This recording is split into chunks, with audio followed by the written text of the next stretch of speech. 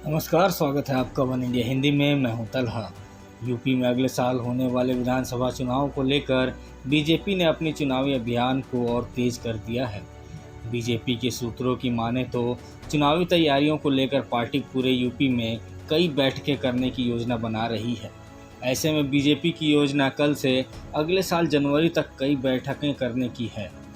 BJP अगले 6 महीने में युवाओं, महिलाओं और किसानों को आकर्षित करने के लिए 200 से ज़्यादा रैलियां करने की योजना बना रही है। इसके लिए बीजेपी ने अपनी रणनीति पर काम करना शुरू कर दिया है। बीजेपी के नेताओं की माने तो इसमें पीएम मोदी, बीजेपी के राष्ट्रीय अध्यक्ष जेपी नड्डा समेत तमाम बड़े नेताओं की रैलियां भी शामिल होंगी। बीजेपी की योजना से लाभान्वित किसानों और ग्रामीणों को एक साथ लाने के लिए इन बैठकों का आयोजन करने की योजना है।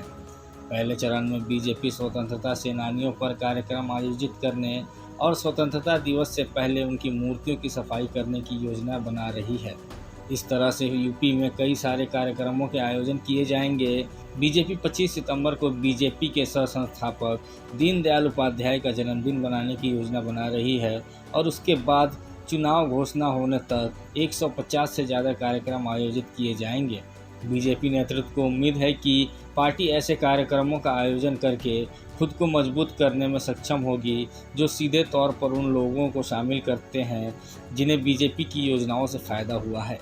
खासकर प्रधानमंत्री मोदी यूपी के चुनाव के लिए अपनी छवि का मामला समझते हैं। मोदी यूपी से सांसद चुने गए हैं, इसलिए इसे वो अपनी छवि के लिए एक चुनौती के रूप में देखते हैं। इसलिए मोदी के सबसे करीबी कमांडरों में से एक माने जाने वाले गुजरात के पूर्व आईएएस ऑफिसर अरविंद कुमार शर्मा को यूपी में तैनात किया गया है। यूपी सबसे अहम राज्यों में से एक है जहां बीजेपी को मजबूत माना जाता है।